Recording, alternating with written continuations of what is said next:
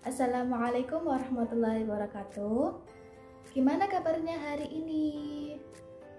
Alhamdulillah. Nah, sebelum kita memulai pelajaran, kita berdoa bersama-sama ya. Silakan untuk ketua kelas untuk memimpin doanya.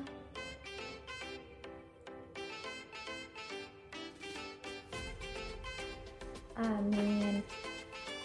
Nah, sebelum pembelajaran dimulai, kita bernyanyi ya, biar lebih fresh juga gitu. Oke, bernyanyinya sudah selesai. Sekarang kita lanjut ke pelajaran yang pertama, yaitu bahasa Indonesia. Oke, untuk siswa yang pengen pergi ke kamar mandi, silakan pergi sekarang ya, soalnya biar jangan ganggu pembelajaran kita hari ini. Dan sekarang silakan kalian buka bukunya ya. Hari ini kita akan belajar tentang kalimat perintah, yaitu mata pelajaran bahasa Indonesia. Nah, di sini akan mempelajari kalimat perintah dengan bagaimana sih menanggapi kalimat perintah, terus ciri-ciri kalimat perintah gimana gitu. Nah, sekarang dengarkan baik-baik ya. Aku senang belajar di sekolah. Sekolahku bersih dan nyaman. Lingkungannya hijau dan asri. Ruang kelas di sekolahku juga bersih. Guruku mengingatkanku jangan buang sampah sembarangan. Buanglah sampah pada tempatnya. Kami saling menjaga kebersihan dan tidak ada yang membuang sampah sembarangan. Nah, setelah membaca kalimat tadi, kalian tahu kan kalimat perintah mana? Coba tebak. Iya, benar. Jadi, kalimat perintahnya yaitu buanglah sampah pada tempatnya. Wah, kalian hebat. Nah, kalian pasti sudah tidak asing kan dengan kalimat perintah? Karena pasti kalian sudah diperintah oleh orang tua atau kakak atau guru dan orang yang lebih tua daripada kalian. Oke, coba kalian dengarkan baik-baik ya. Ini ada percakapan tentang guru, Citra, Joko sama Hajrul. Coba kalian nanti tebak mana kalimat perintah dan mana kalimat yang bukan perintah. Bu Guru, Citra, bersihkan papan tulisnya ya. Ya Bu, segera saya laksanakan. Joko, jangan lupa bersihkan bekas pekerjaanmu. Siap Bu. Dan kamu Hajrul, bersihkan sampah di bawah mejamu. Baik Bu Guru. Coba mana kalimat perintah pada percakapan tadi? Ada yang bisa jawab? Ada 3 loh. Iya, pintar. Yang pertama, bersihkan papan tulisnya. Terus yang kedua, bersihkan bekas pekerjaanmu. Yang ketiga apa? Bersihkan sampah di bawah mejamu. Pintar. Nah, kali ini coba kalian dengarkan baik-baik ya. Jadi saya akan membacakan kalimat mana yang perintah dan mana yang bukan perintah, dan kalian yang menebaknya ya. Yang pertama, tolong ambilkan baju di lemari. Coba tebak, itu kalimat perintah atau bukan? Iya, pinter. Karena pada kalimat ini meminta orang untuk mengambilkan baju di lemari. Terus yang kedua, ibu sedang pergi ke pasar. Coba tebak, itu kalimat perintah atau bukan? Ayo. Iya, karena tidak ada permintaan untuk melakukan sesuatu, dan ini bukan kalimat perintah. Terus yang ketiga, Doni bermain bersama teman-temannya di halaman sekolah. Coba, itu kalimat perintah atau bukan? Iya, bagus. Itu adalah kalimat bukan perintah, karena tidak ada permintaan untuk melakukan sesuatu ya. Nah, sekarang saya mau nanya, apa sih kalimat perintah itu? Ada yang tahu? Jadi, kalimat perintah itu adalah ungkapan perintah yang berisi permintaan untuk melakukan sesuatu. Dan ungkapan perintah biasanya diakhiri dengan tanda seru loh. Kita dapat menggunakan kalimat perintah kepada teman yang lebih tua dari kita ya. Contohnya gini, tolong ambilkan sapu di belakang. Terus buanglah sampah pada tempatnya. Dan masih banyak lagi. Oke, kita lanjut ya. Kita akan membahas tentang menanggapi ungkapan kalimat perintah pada percakapan. Yang pertama itu, ungkapan perintah disampaikan dengan cara yang sopan atau kata-kata yang sopan.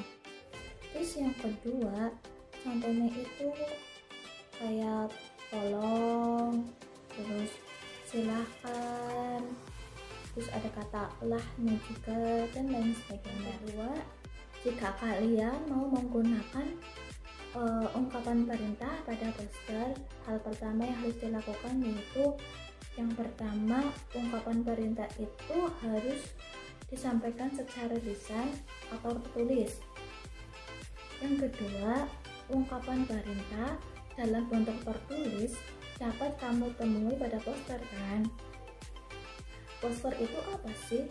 Poster itu adalah karya seni yang berisi gambar dan ajakan. Nah, hal yang perlu diperhatikan saat membuat poster. Yang pertama, gunakan gambar yang sesuai tema. Terus dua, tentukan apa pesan yang kamu akan disampaikan. Terus yang ketiga yaitu buat pesan dalam kalimat singkat, jelas, dan menarik. Nah, mudah kan? Ada yang pernah jumpa poster di jalan-jalan gitu? Udah pernah kan? Atau di sekolah, atau di pos kamling biasanya ada. Maka kesimpulannya yaitu ungkapan perintah itu berisi permintaan untuk melakukan sesuatu. Terus yang kedua, ungkapan perintah biasanya diakhiri dengan tanda seru. Terus yang ketiga, kita dapat menggunakan perintah pada teman atau orang yang lebih muda dari kita. Contohnya ungkapan perintah ya tadi, tolong buang sampah pada tempatnya, terus bersihkan papan tulis, ambilkan baju di lemari, dan masih banyak lagi. Terus ketika kita menanggapi ungkapan perintah, maka kita harus menyampaikannya itu harus sopan santun. Oke, sekian pembelajaran hari ini. Semoga apa yang kalian dapat pada hari ini itu bermanfaat pada kalian. Dan jangan lupa untuk sering-sering belajar ya. Oke.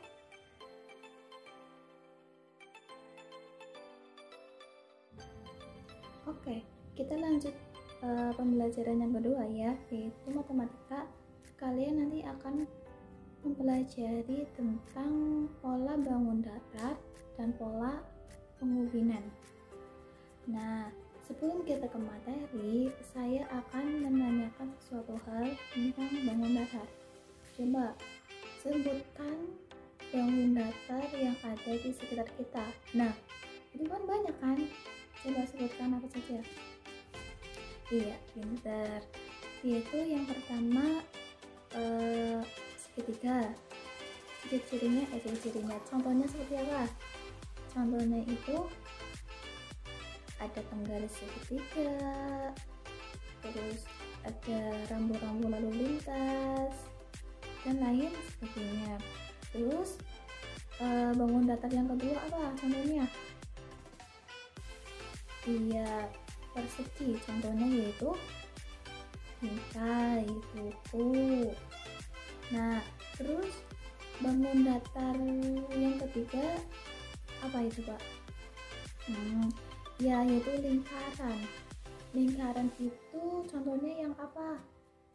Ada yang tahu? Coba. Iya.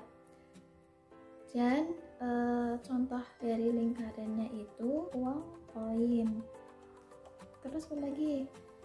Jam dinding. Iya, pintar. Bangun datar yang pertama yaitu lingkaran. Lingkaran ini memiliki ciri-ciri. Yang pertama itu memiliki jumlah sudut 180 derajat. Terus yang kedua memiliki diameter yang menjadi dua sisi seimbangnya. Terus yang ketiga memiliki jari-jari yang menghubungkan titik pusat dengan busur lingkarannya dan diameternya.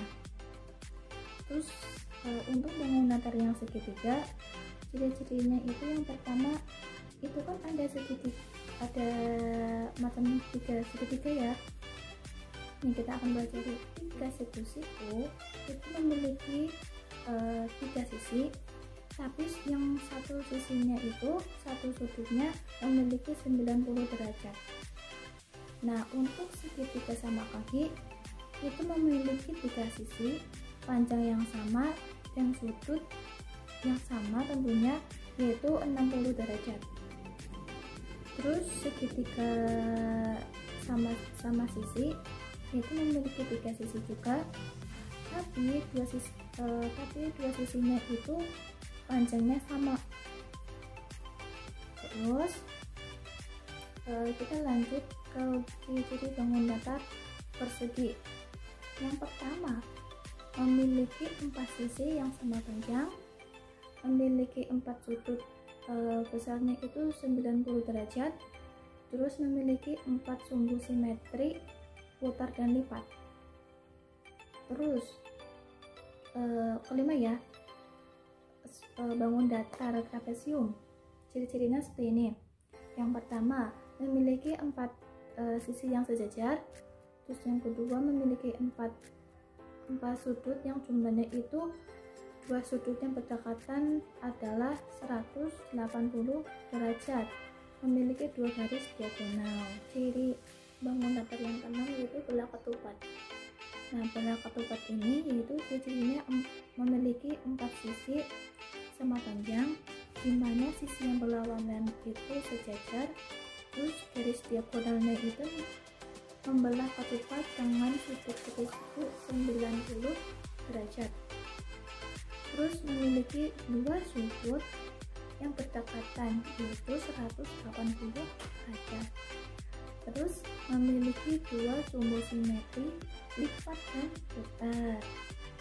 Bangun datar yang ketujuh yaitu layang-layang, memiliki 2 pasang sisi sama panjang, 2 diagonal layang-layang saling berpotongan tegak lurus, dan salah satu diagonalnya layang-layang membagi 2 sama panjang diagonal yang lain, dan salah satu diagonalnya menjadi sumbu simetri. Bangun datar yang ke-8 yaitu persegi panjang.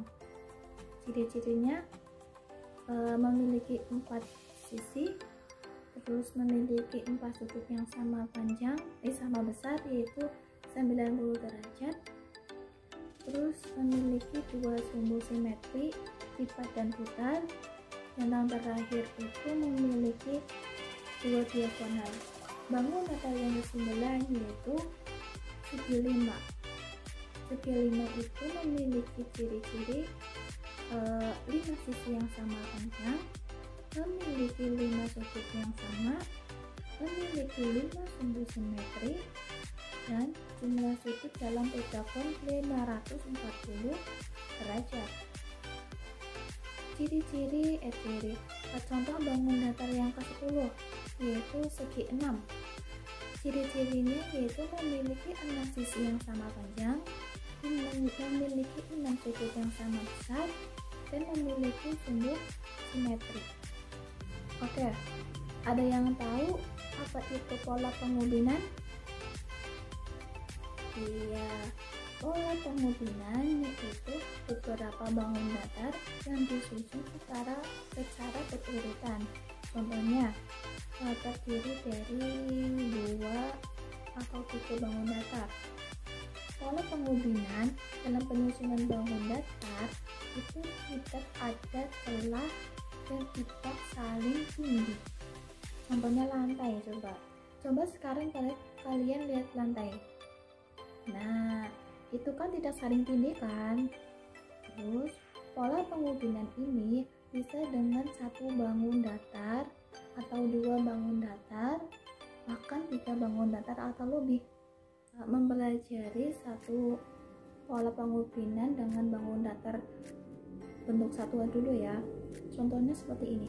Ya, ini adalah pola pengubinan segi 3. Lalu yang kedua yaitu pola pengubinan dengan 2 bangun datar. Contohnya seperti ini. Nah, 2 bangun datar ini berarti 2 bangun yang berbeda.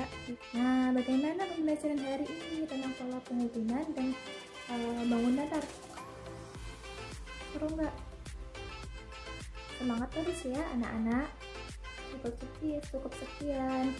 Sebelum materi yang saya tutup, saya mohon maaf kepada kalian bila ada kata-kata yang keliru, mohon dimaafkan ya. Tapi sebelum menutup ini, ayo kita bersama-sama berdoa dan dipimpin oleh ketua kelasnya. Ya.